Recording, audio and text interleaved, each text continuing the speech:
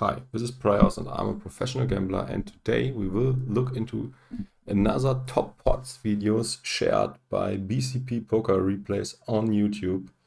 When I repost this video on YouTube, I will also put the link in the description, but let's now get into the video. And yeah, I will share my thoughts about the hands. I also didn't watch this content beforehand, so yeah, this is all new for me, as it is for you, I suppose. So let's get into it. King Queen definitely standard open. Yeah, 5-5 is not, should not be 3-bet all the time, but yeah, I guess against the weak button opening range it can't be too wrong to 3-bet this hand. Yeah, the button has a lot of crap, and yeah, he also often has the best hand. He's going for some protection, some value. Yeah, it's also quite a small bet, so yeah, I think his opponent will call a lot. So yeah, this will get very tricky, but yeah, I think this probably is the best possible line, as it's played by LLinusLLove, and he's a GTO wizard.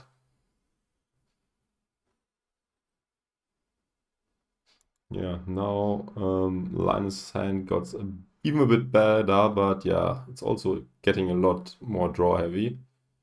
Yeah, tricky spot, I would say, because 6-5, 6-7 now made a pair. 5-7 got there. The flush draws still didn't get there. I'm very curious what he will do. Checking would be fine. I mean, I guess betting is too. Yeah, TT checks. I guess he would probably call. I mean, against such a small bet, you have to call. And yeah, the river looks quite bad for him.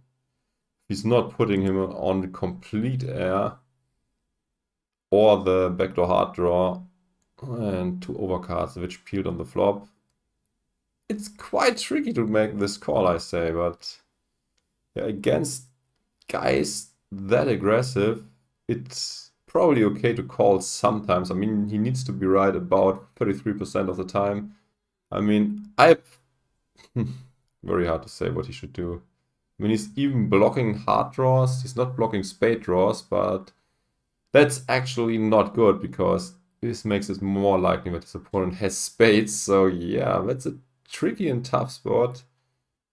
I guess it's probably not that big of a EV difference if he's calling or folding. Let's see what he decides to do. I personally probably would fold. Yeah, he calls. And yeah, gets the good news. Nice hero call. Congratulations. Okay. 8-2 suited is a big blind defense for Wiktor. I think that's to lose. Oh, that's quite tricky. The 10-jack decides to check the flop. Yeah, good afternoon. Hi. Yeah, tricky one. Yeah, I guess to trap your opponent sometimes can be good, and they are also quite deep. So yeah, the 10-jack. Yeah, I like the pot control line with the 10-jack. And yeah, he probably now will check call, or is he even going for the check raise? I mean, check raise seems ambitious to me. Yeah, he just calls. Oh, 2-pair, but yeah, there's a 1-card straight possible. Oh, Wiktor plays this extremely trappy. I would have bet the turn in his spot. But yeah, now he got extremely unlucky. And yeah, his opponent improved to a full house.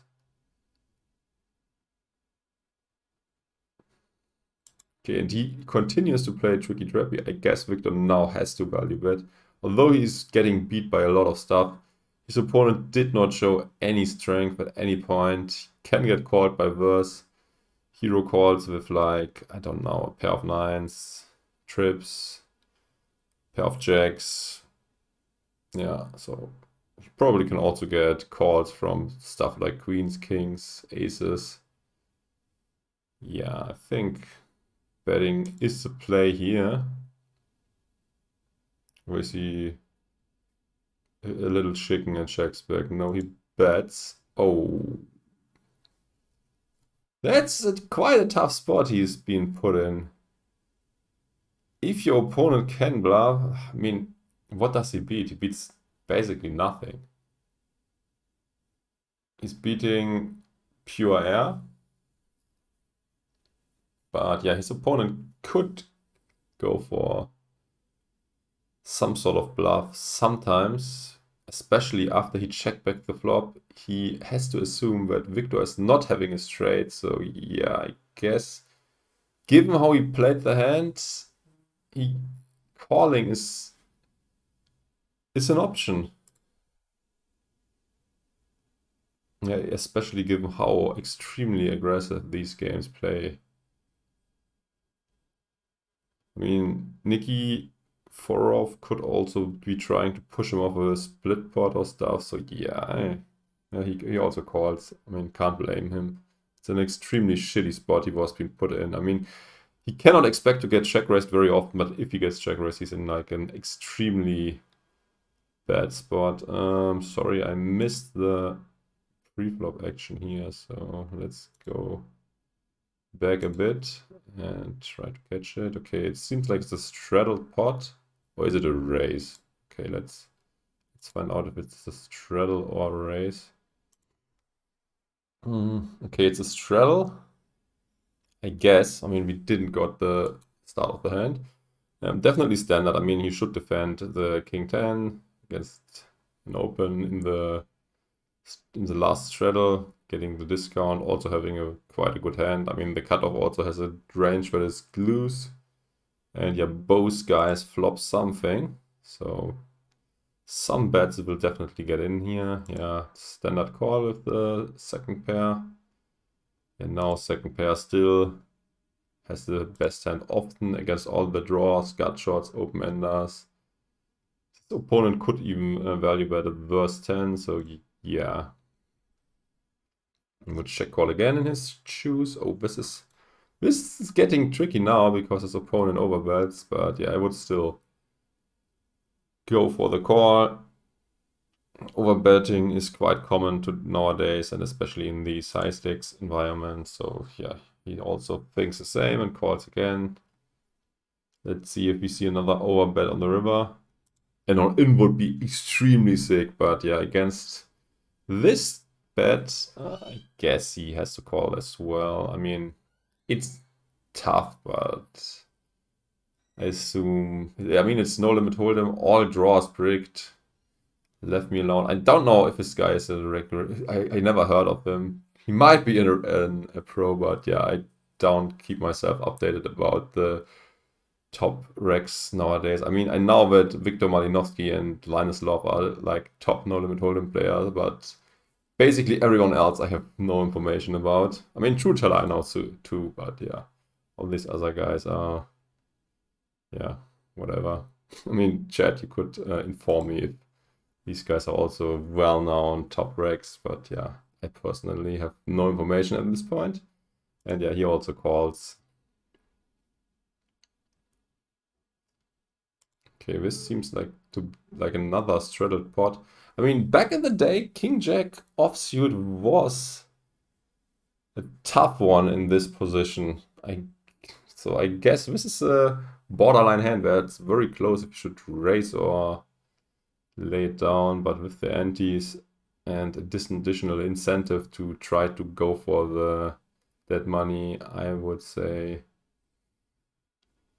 I'm MMA Share Dog. This is also a YouTube guy, right?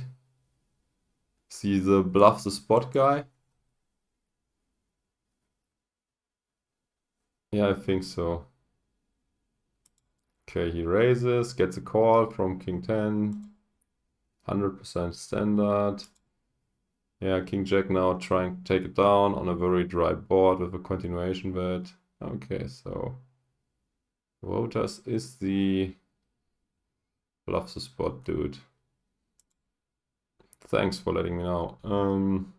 Yeah, okay, King 10 has a standard call. Could even debate raising, but yeah, I mean, get yourself into a lot of trouble if you raise. So yeah, I like the call. I mean, your opponent is not having a 6 very often, but I would still probably call more often than raising the flop. I mean, your opponent could also have you beat with overpairs, and you have less overpairs in your range, so calling, in my eyes, is the way to go. And yeah, left. This is interesting, that he decides to still barrel turn. I mean, he's probably trying to get ace high to fold, all the gut shots to fold, maybe small pocket pairs like 4s and 5s. But against 10, this will obviously not work. Oh, this is insanely unlucky. The 3-outer came in, and I say he has to value bet again. Can extract value from a 10. Can he extract value from something else? Let's think about this. He could also trap himself if he bets again. But his opponent could also be still having something like 8s, 9s, 7s, 5s. He can have all 10s and he beats 10s other than 10 jack and ace 10. Yeah, this is actually, it seems closer than it seems, so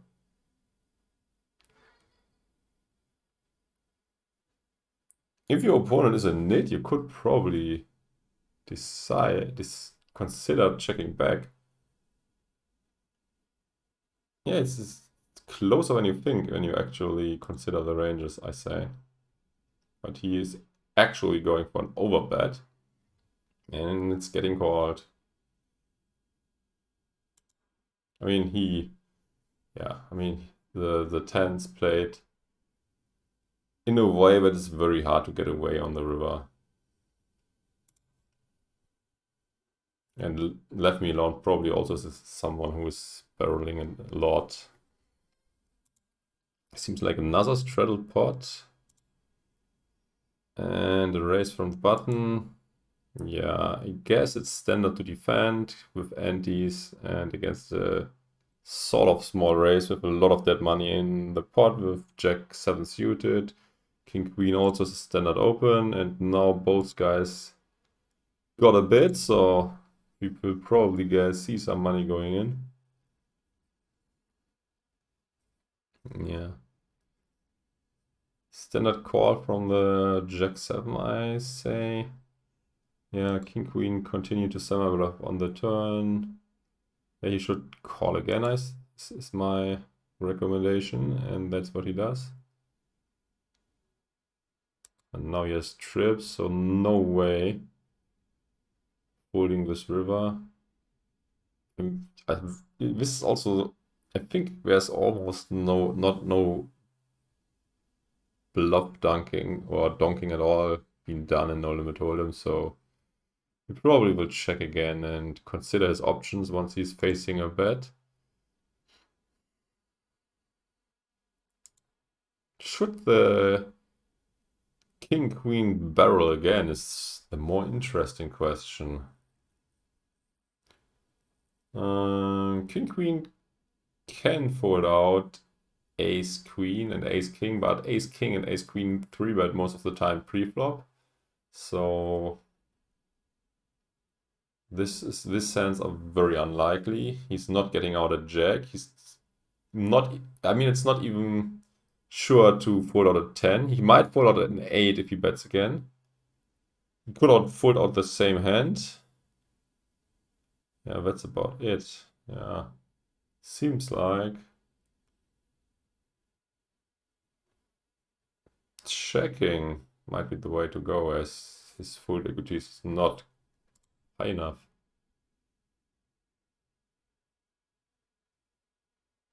I mean, you also always have to consider as well your total range. I mean, if he's not, I mean, he has to find some bluffing hands in every situation.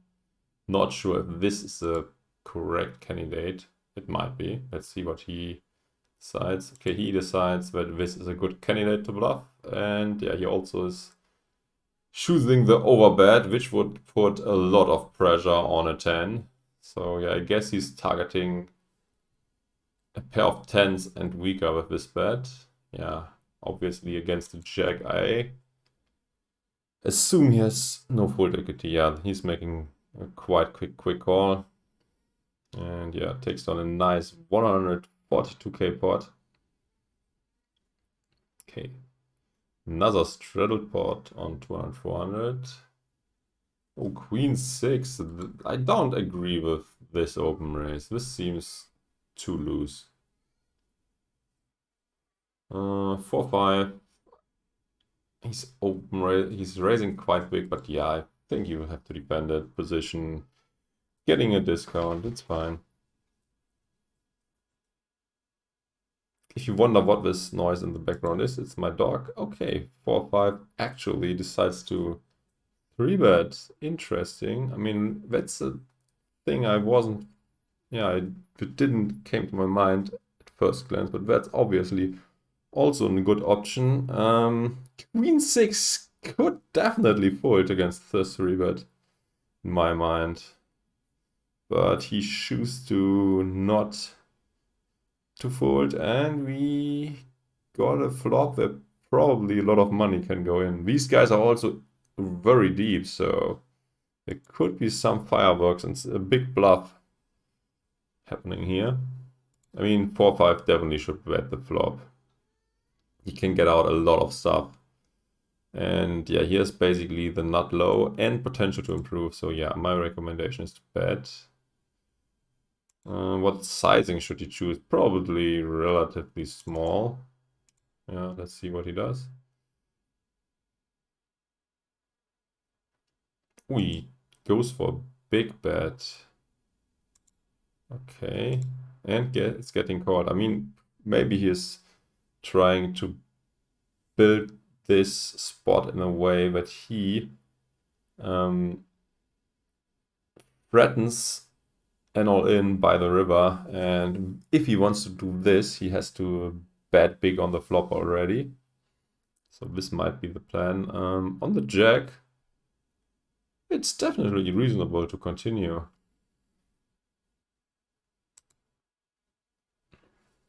I mean, I don't expect his opponent to have a 3 basically ever. Ace 3 suited maybe? King 3 suited? 3-4? Are people opening 3-4 suited or 3-5 suited? I would not, but maybe they do. So not many 3s in your opponent's range. And the jack is in another card that you could have hit with hands like Jack 10, Queen Jack, Ace Jack, Jacks. So yeah, he's making another huge bet. Now the Queen 6 should probably start to get worried. Against what is he ahead still? Against 4-5, I guess. 5-7.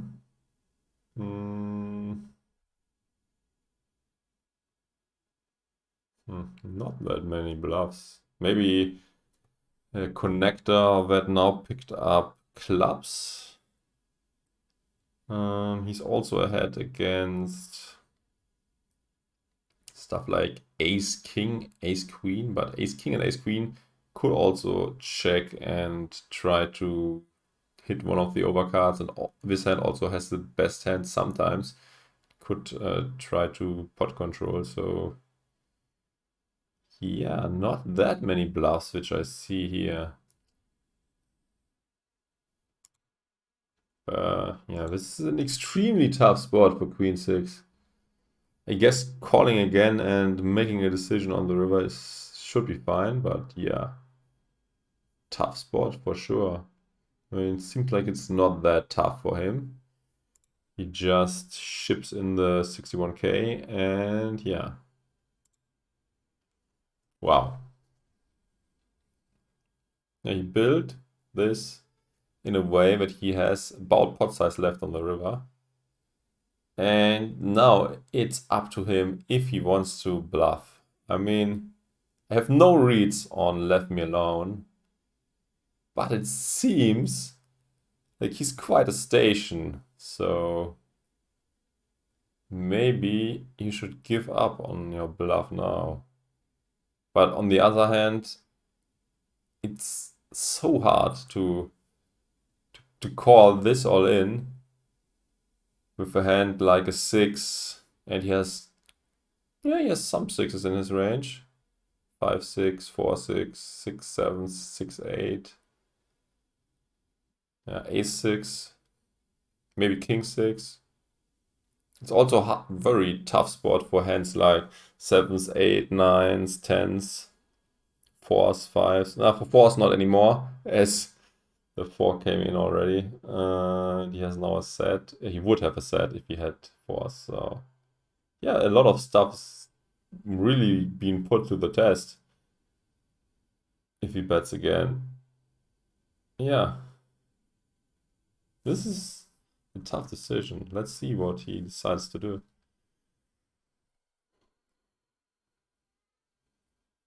I mean, he might assume that this is not the best hand to bluff with because he now picked up a little showdown value against overcards with clubs that called the flop and the turn and which now bricked. Yeah, so maybe that's not the best candidate. And yeah, my decision would be to check. Let's see what Michael Adamo does. Okay, he checks as well. Yeah. Mm.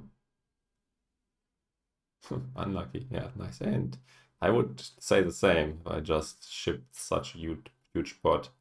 Seems like this is a hand directly afterwards. Cut off open with 8-9. Not sure if this is standard, but seems a bit loose. Yeah, ace queen. Good flop, but yeah, they are also very deep. And Wiktor decides to proceed with caution. I mean, betting is also an option for sure, but yeah. Nice to mix it up sometimes and check. Okay, now Wiktor has 2 pair. Maybe it's time to protect your hand and try to get some value. I mean, he can get called from flush draws, he can get called from weaker 2 pairs. He can, yeah, we can even get called from weaker 1 pairs. With or without the flush draw. So yeah, I would bet now. But Wiktor disagrees again and checks. After having checked, I guess it's no point in raising. You just build a very huge pot deep out of position. So yeah, after having checked, I would just call. And that's what Wiktor does. Oh, that's a tough river for sure. The straights now got there. His opponent might also already have a flush. And yeah, what hands is he bluffing with? High club maybe? But high clubs also now often have 2 pair. So yeah. The question is, would he turn this into a bluff? And yeah, he can obviously also have a complete airball, which decides to bluff river. But again, other than that, straight beat you, and it's easy to have a straight on this board, and flushes also beat you, sets beat you, so that's a tough spot if he's facing a big bet. And eats an overbet again.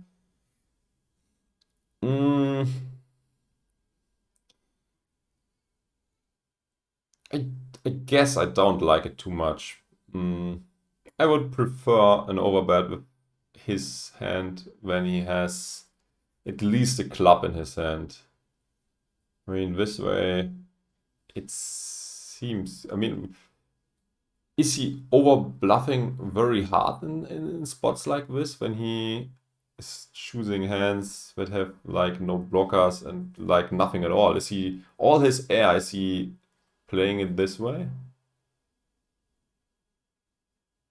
Then Wiktor played it perfectly if he has a read that his opponent is over bluffing in scary spots like this. If he yet now calls the river. And I guess he does. I mean, seems like a tough call because it takes some time. Michael Adamo shows the flush. But he folded pre-flop. Yeah, Wiktor can figure it out and makes a call. Oh, we missed the action before that. I guess this was probably... How does this happen? Probably... What? Maybe a 3-bet pot. And yeah, Trueteller decides to get for value on the turn again after possibly betting flop. Yeah. Unfortunately for him, his opponents seem to have hit trips on the turn, and yeah, now probably the money will go in. I mean, this is I would be very suspicious of a line like this. Usually, if your opponent, I mean Rahul, I assume is quite fishy.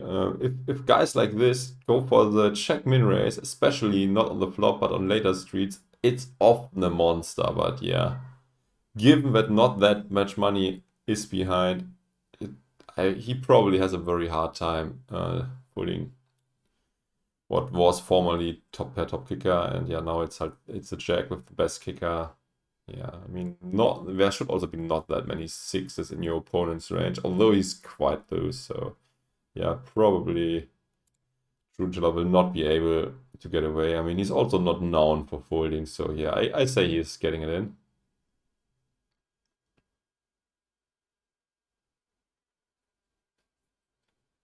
Yeah, he does.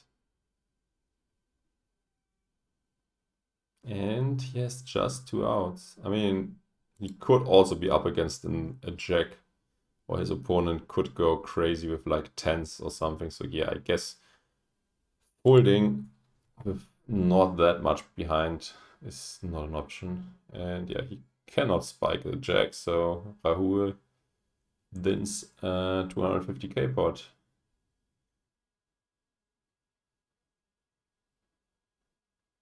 The second biggest pot of April 21 is this one.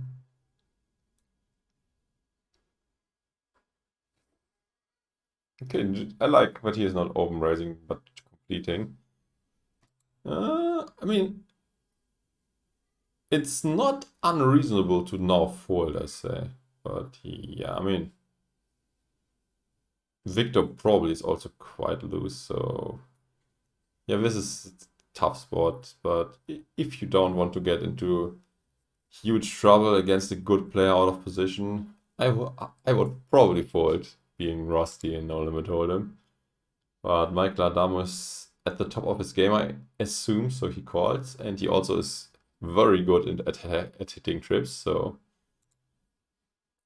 that's a very good flop for him, and could also go for the check raise now, because yeah, it's very I mean, it's if I would be Wiktor, I would not necessarily believe that my opponent has a 5. I mean, there are some in his range, but not too many. I mean, if he's raising like suited 5s like 5, not if he's not raising, but limping suited 5s like 5 jack, there are a lot more 5s than I would personally assume, but yeah, that's just a mistake on my part. And yeah, he's check raising. I like. And yeah, Wiktor probably calls. I would do the same. Yeah, he's also still ahead against pure bluffs. He's ahead against all sort of gut shots and open-enders. He's ahead against 7. He's ahead against 8s and 9s, although 8s and 9s probably play differently pre-flop, but yeah, you never know. They also don't necessarily raise a flop, but they could. So yeah, let's see how this continues. I guess he bets again and Wiktor calls again. Oh, overbetting again. A lot of overbets in this sample of hands. Yeah. Yeah, he has to call. No way to fold. Oh. Quads. Yeah, I mean, he has to call again. He's beating a 7, he's beating 8s, he's beating 9s. It's very unlikely that his opponent has an overpair. I mean, he could have quads occasionally, but that's how it sometimes goes. It's a cooler. Let's see if he's doing the overbet all in. This would be very scary. Oh, he is doing the overbet all in. I mean, against a normal size bet, this is an easy call. And against this, it's probably a call too, according to GTO.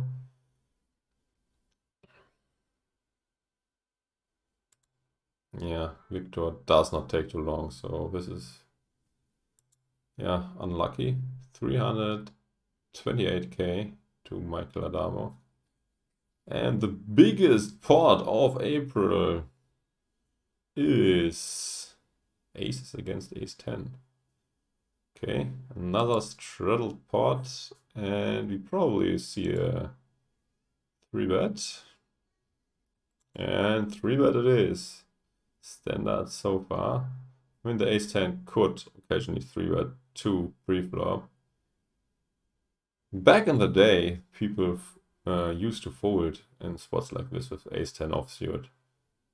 But I guess this is not anymore a thing. So ace 10 also is like a very crappy hand to defend, but I think you have to. And yeah, no, there seems to be some trouble. Top pair, top picker versus an overpair.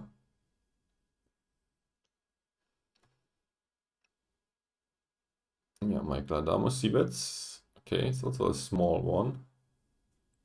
Oh, this seems...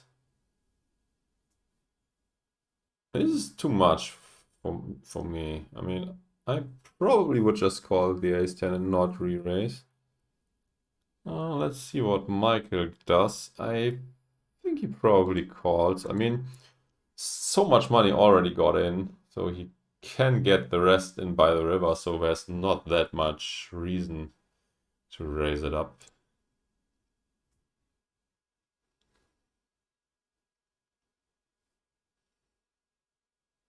Yeah, he just calls. Yeah, the deuce is a very good card for him.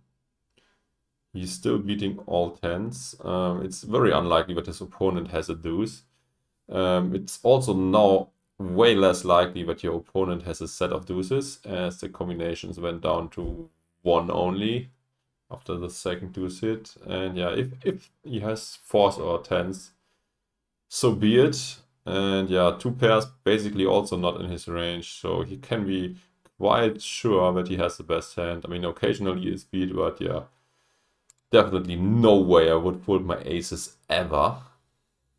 And ace 10 is still going for value, I think. What to do now? I mean, should Michael raise? Protect from flush draws?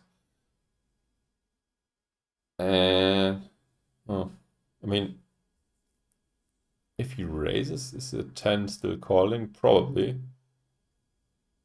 But the 10 probably is also not scared on that many rivers. It's also hard for your opponent to have a flush draw which he raises a flop with, as you already block the nut flush draw. So I say calling is the way to go. At least it's what I would have done. And he calls, and yeah.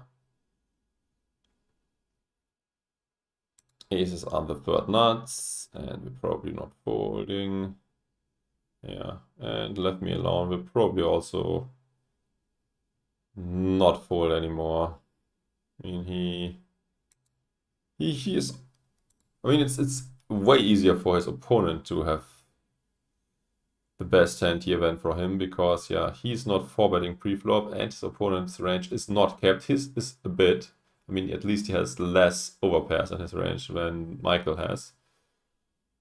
But yeah, it would be, I mean, against these opponents, you cannot fold a hand that high up in the range. Oh, that's interesting. That's very interesting. He makes a small river bet. Now, Michael has to decide if he wants to raise.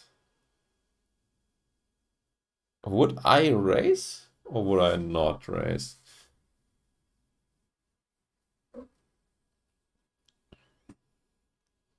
I would not necessarily think that my opponent is raising the flop with a 10. So against what hands am I raising? And jacks probably play differently pre-flop. Queens as well and kings too. So if I raise, I might get into trouble. If I raise against busted draws, we are not getting more value. So if we decide to raise, we are targeting tens, not pocket tens, but a 10 and another whole card specifically. Yeah, that's a tough one. Wouldn't blame him if he's just calling.